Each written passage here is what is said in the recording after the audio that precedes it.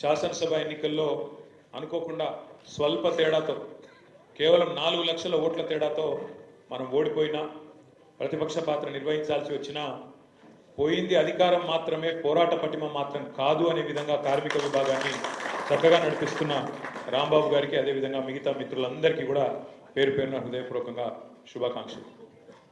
నిజంగా కూడా ఇవాళ మీరు మాట్లాడిన మాటలు, మీరు చెప్తున్న ఒక్కొక్క సందర్భం, అన్నా కేసీఆర్ మాకు ఇది చేసిండు, కేసీఆర్ మాకు అది చేసిండు 9.5 ఏళ్లలో అంటే నేను పెద్దలు మత్స్యనాచారి గారు మేము ఒకరి ముఖాలు ఒకరు చూసుకుంటా ఉన్నాం, అనుకుంటా ఉన్నాం. సార్ గిన్ని చేసిండా అని మేమే అనుకునే పరిస్థితి. నిజంగా కూడా గిన్ని చేసిండా, గిన్ని పనులు చేసిండా. జూన్ 2 నాడు అధికారంలోకి వస్తే జూన్ 21 నాడే హమాలీలను పిలిచిన ముఖ్యమంత్రి, మొదటి 15 రోజుల్లో హమాలీలను పిలిచిన ముఖ్యమంత్రి భారతదేశంలో ఎవరైనా ఉన్నారా అని మాది మేమే అనుకుంటా ఉన్నాం. ఎందుకంటే 5 ఏళ్ళు ముఖ్యమంత్రి పదవి చేసినా అసలు వాళ్ళ సమస్యలు ఏందో తెలుసుకోకుండా ఉన్న వాళ్ళు చాలా మంది ఉండొచ్చు. హమాలీలు ఉన్నారని, వాళ్ళకి సమస్యలు ఉన్నాయని, వాళ్ళు కార్మికులు మన కోసమే ఇవాళ రాష్ట్ర అభివృద్ధి కోసం, రాష్ట్ర బాగు కోసం కష్టపడుతున్న వాళ్ళు, చెమట చిందిస్తున్న వాళ్ళు అనే సోయి లేకుండా ఉన్న ముఖ్యమంత్రులు చాలా మంది ఉండొచ్చు దేశంలో. కానీ మొదటి 15 రోజుల్లో పిలుచుకొని మాట్లాడిన ముఖ్యమంత్రి, అదేవిధంగా 8 రూపాయలు ఉన్నదాన్ని ఆయన దిగిపోయే నాటికి 26 రూపాయలు తీసిన ముఖ్యమంత్రి అని చెప్తుంటే చాలా సంబరపడ్డారు.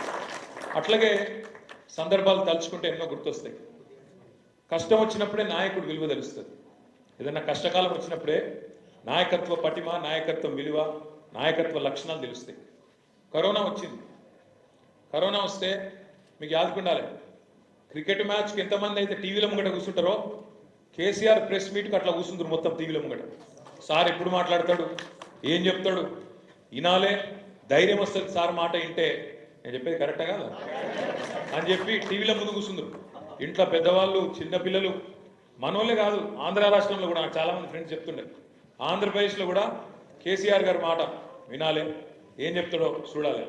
ఎందుకు చెప్తున్న కరోనా కాలం గురించి అంటే, కరోనా అప్పుడే మాకు కూడా ఒక విషయం తెలిసింది. కరోనా అప్పుడే లెక్కలు తీస్తున్నాం. ఎందుకంటే నాకు గుర్తున్నారు, మున్సిపల్ మంత్రి మేము నాకేమనిపించిందంటే కరోనా వచ్చినప్పుడు రాష్ట్రం అంతానేమో ఎక్కడోళ్ళక్కడ ఇళ్ళల్లో ఉంటున్నారు, పారిపోతున్నారు, లేదా మా ఊరికి వెళ్ళిపోతాం, ఇక్కడ మాకు చిన్న చిన్న అర్రలలో ఉండస్తలేదు, ఒకళ్ళకి అట్టుతుంది పోతామని చెప్పి ఎక్కడోళ్ళు అక్కడ వెళ్ళిపోతాం.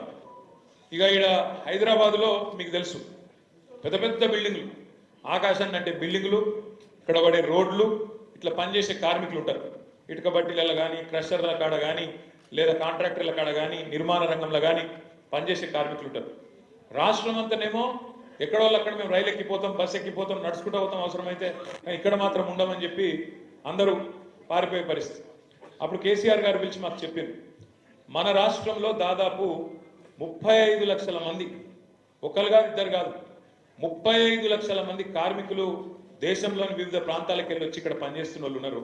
ఇప్పుడు మీరు ఏదైనా నిర్మాణ రంగం సైట్ కాడుకోండి, ఏదైనా బిల్డింగ్ కట్టి కాడుకోండి, ఆడ చెక్క కొట్టేటోళ్ళు, కార్పెంటర్ పని చేసేటోళ్ళు, ప్లంబింగ్ చేసేటోళ్ళు, సెంటరింగ్ చేసేటోళ్ళు, ఆడ మిగతా పనులు చేసేటోళ్ళు దాదాపు 80-90% మంది బయట ఉన్నారు. రాజస్థాన్ వాళ్ళు ఉంటారు, బీహార్ వాళ్ళు ఉంటారు, జార్ఖండ్ వాళ్ళు ఉంటారు. ఆఖరికి వరి నాట్లకు పత్తులేరుతందుకు కూడా కూలీలు ఇవ్వాలి. రేపు జార్ఖండ్కి వెళ్ళి, బీహార్కి వెళ్ళి, బెంగాల్కి వెళ్ళి కూడా వచ్చే పరిస్థితి, ఒడిశాకి వెళ్ళి వచ్చే పరిస్థితి ఉన్నది. ఇటుక బట్టల కాడిపోతే ఇటుక బట్టల కార్మికులు కూడా ఒరిస్సా వాళ్ళు చాలా మంది ఉంటారు. నువ్వు ఇక్కడ ఏదన్నా హోటల్కి పోతే అలా సప్లై చేసే పిల్లగాళ్ళు కార్మికులు ఎవరైతే ఉంటారో ఎక్కువ మేరకు ఒడిస్సా, జార్ఖండ్ ఆ ప్రాంత పిల్లలు ఎక్కువ ఉన్నారు. ఇట్లా మొత్తం లెక్కలు తీసినాం, 35 లక్షల మంది వెళ్ళింది. ఒక మనిషి, ఒక ముఖ్యమంత్రికి నా రాష్ట్రం వాళ్ళు కాదు, నాకు ఓట్లు వేసేటోళ్ళు కాదని తెలుసు. ఆయన నా రాష్ట్రం వాళ్ళు కాదు, నాకు ఓట్లు వేసేటోళ్ళు కాదని తెలుసు. కానీ మనసున్న ముఖ్యమంత్రి కాబట్టి, కార్మిక పక్షపాతి కాబట్టి ఆ రోజు కేసీఆర్ గారు ఒక మాట అన్నారు, మీకు యాదుకుండాలి, టీవీలలో ఉంటే చూడొచ్చు. ఏమన్నాడు ఆ రోజు? వీళ్ళు కార్మికులు కాదు, మా రాష్ట్ర డెవలప్మెంట్లో భాగస్వాములు, పార్ట్నర్స్ అన్న ఒకే ఒక్క ముఖ్యమంత్రి కేసీఆర్. అంటే కార్మికుల గురించి నాయకుడికి ఉండే సోయి, ఆలోచన, మీ కష్టం గురించి ఆయన గుండెల్లో ఉండే ఆర్తి, ప్రేమ, అది ఉంటే నిర్ణయాలు అవుతాయి. సీరణ చెప్పినట్టు, మనోళ్ళు చెప్పినట్టు అవుతాయి. ఎప్పుడైతే కార్మికుడు కష్టం తెలిసినోడైతే అవుతాయి. మీ డెవలప్మెంట్లో, ఈ రాష్ట్ర డెవలప్మెంట్లో మీరు ఓటర్లు కాకపోవచ్చు, ఇక్కడ నీకు ఓట్లు లేకపోవచ్చు, నీకు రేషన్ కార్డు లేకపోవచ్చు, కానీ నువ్వు మా రాష్ట్ర డెవలప్మెంట్లో పార్ట్నర్ కాబట్టి నీకు నేను 1000 రూపాయలు జేబులో పెట్టి భోజనం పెట్టి టికెట్ ఫ్రీగా ఇచ్చి రైళ్లు నేను పెట్టి నీ ఇంటికాడ దింపొస్తా అని చెప్పిన ఒకే ఒక్క ముఖ్యమంత్రి భారతదేశంలో కేసీఆర్. ఒక గది కేసీఆర్ నాయకత్వం అంటే ఒక గది కేసీఆర్ కు కార్మికుల పట్ల ఉన్న ప్రేమ. అంటే కేసీఆర్ గారికి ఏదో కార్మికుల పట్ల ప్రేమ ముఖ్యమంత్రి అయినాక రాలేదు.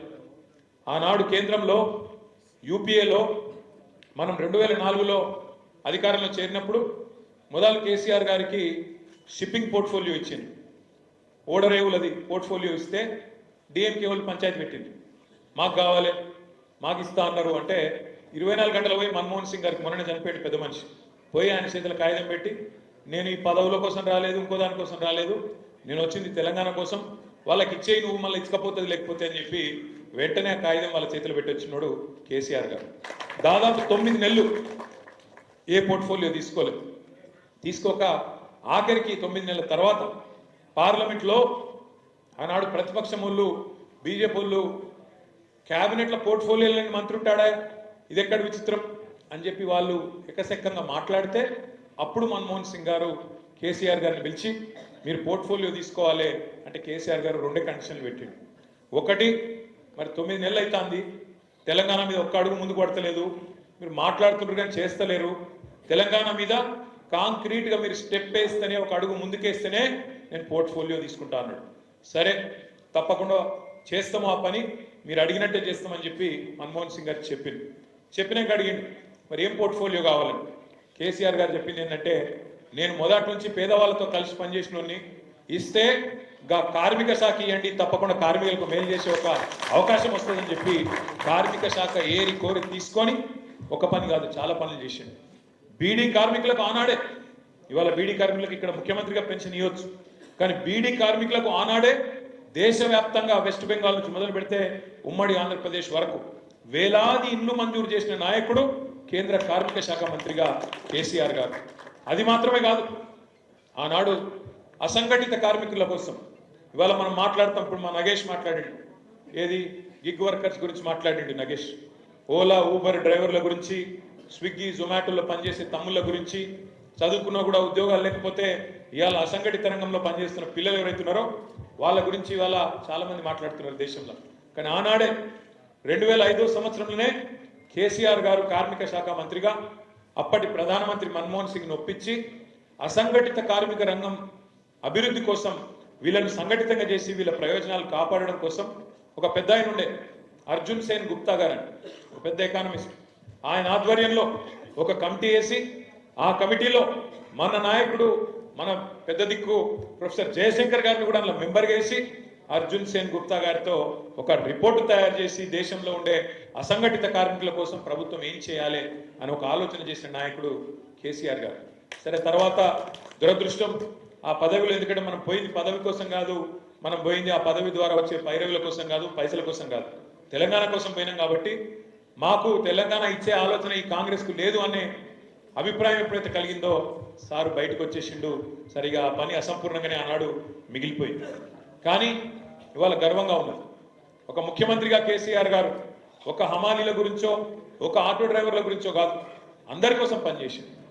బహుశా భారతదేశంలో నాకున్న అవగాహన మేరకు, నేను మున్సిపల్ శాఖ మంత్రిగా పంచాయతీరాజ్ మంత్రిగా కొద్ది కాలం కూడా పనిచేసిన, భారతదేశంలో నాకు తెలిసి ఏ ముఖ్యమంత్రి కూడా సఫాయి అన్నా నీకు సలాం అన్నా అన్న ముఖ్యమంత్రి భారతదేశంలో కేసీఆర్ తప్ప ఎవరు లేరు. ఎందుకంటే ఒక సఫాయి కార్మికుడి కష్టం తెలుసుకొని వాళ్ళు చేసే మరి వాళ్ళు పడే ఇబ్బందులు, వాళ్ళకుండే చికాకులు, ఇవన్నిటినీ తీయడానికి కేసీఆర్ గారు చేసిన కృషి మామూలు కృషి కాదు. ఒక్క జిహెచ్ఎంసీలో ఒక గ్రేటర్ హైదరాబాద్ మున్సిపల్ కార్పొరేషన్ ఉదాహరణగా తీసుకుంటే 3 సార్లు జీతం పెంచిన నాయకుడు, 3 సార్లు జీతం పెంచిన ముఖ్యమంత్రి ఆ సఫాయి కార్మికులకు ఒక కేసీఆర్ గారు మాత్రమే. ఇట్లా చెప్తూ పోతే 1-2 కాదు, ఇక చాలా ఉన్నాయి. నేను ఒక 2-3 విషయాలు మీకు చెప్తాను. ఒక జిహెచ్ఎంసీలకే కాదు పెంచింది కేసీఆర్ గారు, ఎవరెవరికి ఏం చేసిండు కేసీఆర్ గారు అంటే, అంగన్వాడీ టీచర్లు ఒకనాడు అప్పటి ముఖ్యమంత్రులు టీచర్లు మా హక్కుల కోసం కొట్లాడతామంటే చాలని జీతంతో రెక్కాడితే కానీ డొక్కాడతలేదు, జీతాలు పెంచాలి, ఉద్యోగ భద్రత కావాలంటే గుర్రాలతో నొక్కిచ్చింది. కానీ కేసీఆర్ గారు వచ్చినాక అదే అంగన్వాడీ టీచర్లకు 4,500 రూపాయలు ఉన్న జీతాన్ని 13,650 రూపాయలకు పెంచిన నాయకుడు ముఖ్యమంత్రి కేసీఆర్. మినీ అంగన్వాడీ టీచర్లకు 2200 ఉండే, వాళ్ళకు ఆయాలకు టీచర్లకు మినీ అంగన్వాడీలకు 7800 రూపాయలు చేసింది కేసీఆర్ గారు. ఆశా వర్కర్లు మా చెల్లెళ్ళు సంతోష, ఇంకా మెయిన్ అంగన్వాడీ చేసినామా, మినీ అంగన్వాడీలో మెయిన్ అంగన్వాడీ స్థాయికి తీసుకొని పోయింది మన ప్రభుత్వం. అట్లాగే ఆశా వర్కర్లు మనం మీరు చూసినారు, వాళ్ళ పట్ల పోలీసులు ఎట్లా వ్యవహారం చేసినారు, గిచ్చుతున్నారు, కొడుతున్నారు, ఆడ కూతుర్లు మన చెల్లెళ్ళు అనే సోయి లేకుండా వాళ్ళ మీద విరుచుకపడుతున్నారు. పైన కూర్చున్నాడు, కుర్చీలో కూర్చున్నాడు ఎట్లుంటే కింద కూడా వాళ్ళు అట్లే ఉంటారు. ముఖ్యమంత్రి వైఖరి అట్లుంది కాబట్టే కింద పోలీసులు కూడా ఎగబడి మన చెల్లెళ్ళు మన అక్కలు అనే ఆలోచన లేకుండా వాళ్ళ మీద దాడి చేసిన పరిస్థితి కూడా మీరు చూసినారు. అట్లాంటి ఆశా వర్కర్లకు మన ప్రభుత్వం వచ్చినాడు 2014లో 2500 రూపాయలు ఉంటే గౌరవ వేతనం, దాన్ని 9750 రూపాయలు, 9900 రూపాయల దాకా తీసుకొని పోయిన నాయకుడు కేసీఆర్ గారు. విఆర్ఏలు, విలేజ్ రెవెన్యూ అసిస్టెంట్లు, వాళ్ళకు 6000 వస్తుండే, దాన్ని 11500 చేసిండు. ఐకేపీ ఉద్యోగులకు హెచ్ఆర్సీ పాలసీ అమలు చేసిండు. విఓఏలకు 2000 నుంచి 6000 పెంచిండు. ఆర్పీలకు, రిసోర్స్ పర్సన్స్ కు 6000 రూపాయలు వచ్చింది. ఇప్పుడే మా దేవి ప్రసాద్ అన్న చెప్తున్నాడు, ఆర్పీలకు 6 నెలలు జీతాలే దిక్కులేవు. ముఖ్యమంత్రి గారు డైలాగులు కొడుతుంటాడు, మొదటి రోజే జీతాలు ఇస్తున్నాను. ఇవాళ 8 నెలల నుంచి ఆర్పీలకు జీతాలు లేవు. మున్సిపల్ కార్మికులకు 3-4 నెలల నుంచి జీతాలు లేవు. ఇది వాస్తవ పరిస్థితి ఈరోజు ఈ రాష్ట్రంలో. జిహెచ్ఎంసీ కాంట్రాక్ట్ ఉద్యోగులకు ఇప్పుడే నేను చెప్పిన మీకు 3 సార్లు పెంచిండు. 8000 నుంచి 17500 రూపాయలకు పెంచిండు. మా రాష్ట్ర విద్యుత్ శాఖ మంత్రిగా పనిచేసిన జగదీశ్వర్ రెడ్డి గారికి తెలుసు, విద్యుత్ కాంట్రాక్ట్ కార్మికుల విలీనం ఆనాడే జరిగింది. అదేవిధంగా జీతాల పెంపు, ఉద్యోగ భద్రత, ఇవన్నీ కూడా ఆనాడు కేసీఆర్ గారు ముఖ్యమంత్రిగా ఉన్నప్పుడు తీసుకున్న నిర్ణయాలు. ఉపాధి హామీలో పనిచేసే ఫీల్డ్ అసిస్టెంట్లకు 8000 నుంచి 10500 చేసింది. హోంగార్డుల జీతాలు, ఇది ఒక్కటి చెప్పాలి నేను మీకు. మొన్న ఎక్కడికో పోయినా నేను, ఒక హోంగార్డు కలిసిండు తమ్ముడు, కలిస్తే ఛాయ్ చేసి ఇచ్చిండు. నాకు ఛాయ్ తెచ్చి ఇస్తే నేను అడిగిన, ఎట్లున్నారు తమ్ముడు అన్న, కళ్ళలో నీళ్ళు పెట్టుకున్నాడు. అన్న 9000 ఉండే జీతాన్ని 27,000 చేసిండన్న కేసీఆర్ గారు, మాకు దేవుడు అన్న ఆయన. ఎందుకు ఓడగొట్టినో మరి నాకు తెలియదు, కానీ రాష్ట్ర ప్రజలు మాకు మాత్రం దేవుడు అన్న. ఆయన ఉంటే ఇంకా మాకు లాభం జరుగుతుండే, మేము ఈ పాటికి పోలీసు వాళ్ళు అయిపోతుండే, పోలీసు వాళ్ళతో పాటు మాకు కూడా స్కేల్ వస్తుండే. మాకు 9000 ఉన్నదాన్ని 3 రెట్లు పెంచేయాలా, 3 పూటలు అన్నం తింటున్నా అంటే కారణం కేసీఆర్ అన్న అని చెప్పి ఆ పిల్లగాడు కళ్ళలో నీళ్లు పెట్టుకున్నాడు.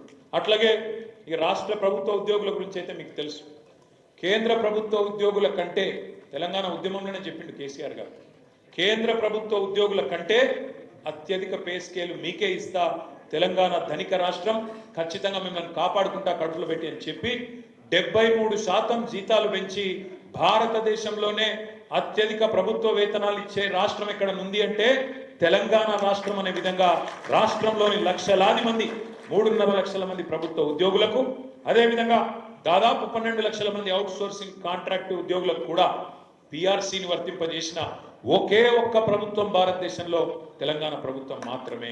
ఇది చిన్న విషయం కాదు. కాంట్రాక్ట్ అవుట్ సోర్సింగ్ ఉద్యోగులకు ఎన్నడూ పిఆర్సీ వర్తింపజేయలే ఎవరు. కానీ ఒక కేసీఆర్ గారు వచ్చినాక ఇలా ఆనవాయితీగా మారింది. రేపు కాంగ్రెస్ ప్రభుత్వానికి కూడా ఇయ్యక తప్పదు. అట్లాగే ఇప్పుడే అన్న చెప్పినట్టు, కేవలం మనం కార్మికులు అంటే ఏమనుకుంటాం, అసంఘటిత రంగంలో పనిచేసే వాళ్ళు, లేకపోతే మన ఫ్యాక్టరీలలో పనిచేసే వాళ్ళు కార్మికులు అనుకుంటాం. కానీ కేసీఆర్ గారి ఆలోచన ఎట్లుంటుందంటే, గుళ్ళల్లో పనిచేసే అర్చకులు, మసీదులలో ఉండే ఇమాంలు, మౌజన్లు, వాళ్ళ బతుకు కూడా కార్మికుల బతికే కదా, వాళ్ళకు మాత్రం ఎక్కడున్నది ఉద్యోగ భద్రత, వాళ్ళకి ఎక్కడున్నది జీతం అని ఆలోచించి అటు అర్చకులకు, ఇటు ఇమాంలకు, మౌజన్లకు కూడా గౌరవ వేతనం ఇచ్చిన ఒకే ఒక్క నాయకుడు భారతదేశంలో కేసీఆర్. అట్లాగే బీడీ కార్మికులు, ఇక్కడ మా ఈ వేదిక మీద కూర్చున్న వాళ్ళు కానీ ముందున్న వాళ్ళు కానీ చాలా మంది గతంలో సిఐటియులో, ఏఐఎస్ఎఫ్లో, దాని ఏమంటారు ఏఐటియుసిలో, రకరకాల కార్మిక సంఘాల్లో పనిచేసిన నాయకులు ఉండింటారు. మీకు తెలుసు, భారతదేశంలో కమ్యూనిస్టు ప్రభుత్వాలు కూడా కొన్ని ఉండే, త్రిపురలు ఉండే, బెంగాల్లో ఉండే, ఇలా కేరళలో ఉన్నది, ఇంకా వేరే దగ్గరలో కూడా ఉండే. కానీ ఏ ప్రభుత్వం కూడా భారతదేశంలో కమ్యూనిస్టు ప్రభుత్వం కూడా బీడీ కార్మికులకు పెన్షన్లు ఇచ్చే ఆలోచన చేయలేదు. 4.5 లక్షల మంది బీడీ కార్మికురాళ్లకు, ఆడబిడ్డలకు, ఎందుకంటే బీడీలు చుట్టి వాళ్ళ ఆరోగ్యం ఖరాబ్ అవుతుంది ఇండ్లలో. అందుకే వాళ్ళ గురించి ఆలోచన చేసి 2016 రూపాయల పెన్షన్లు ఇచ్చి వాళ్ళని ఆదుకున్న నాయకుడు కూడా ఒకే ఒక్క నాయకుడు కేసీఆర్ గారు. భవన నిర్మాణ కార్మికులకు బీమా ఇచ్చిన నాయకుడు. ఇప్పుడే మా తమ్ముడు చెప్పినాడు నగేష్, 26 లక్షల మంది డ్రైవర్లు, అసంఘటిత రంగంలో ఉండే ప్రైవేట్ ట్రాన్స్పోర్ట్ డ్రైవర్లు కావచ్చు, ఓలా కావచ్చు, ఊబర్ కావచ్చు, ఆటో డ్రైవర్లు కావచ్చు, 5 లక్షల జీవిత బీమా ఇచ్చిన నాయకుడు. మీరు అడగాల్సిన అవసరం పట్టలే, దండం పెట్టాల్సిన అవసరం రాలే, దరఖాస్తు పెట్టే అక్కర లేదు, ధర్నా చేసే అవసరం కూడా పడలే, మాట కూడా ఇయ్యలే. కానీ 5 లక్షల ప్రమాద బీమా కల్పించిన నాయకుడు కేసీఆర్ గారు. ఇక సివిల్ సప్లైస్ గురించి అన్న చెప్పిండు, నేను చెప్పా, చాలా బ్రహ్మాండంగా అక్కడ కూడా చేసినాడు. ఇట్లా ఇంకా చాలున్నాయి చెప్పాలంటే. విద్యారంగంలో కాంట్రాక్ట్ లెక్చరరు వాళ్లకు, అదేవిధంగా మనకి ఇంకా వైద్య రంగంలో కానీ, మున్సిపల్ రంగంలో కానీ, ఇంకా ఏఎన్ఎంలు కానీ, ఇట్లా చాలా మందికి జీతాలు పెంచుకుంటా పోయినాం. ఫార్మసిస్టులకు, ఏఎన్ఎంలకు చాలా ఉన్నాయి. 104, 108 రకరకాలు.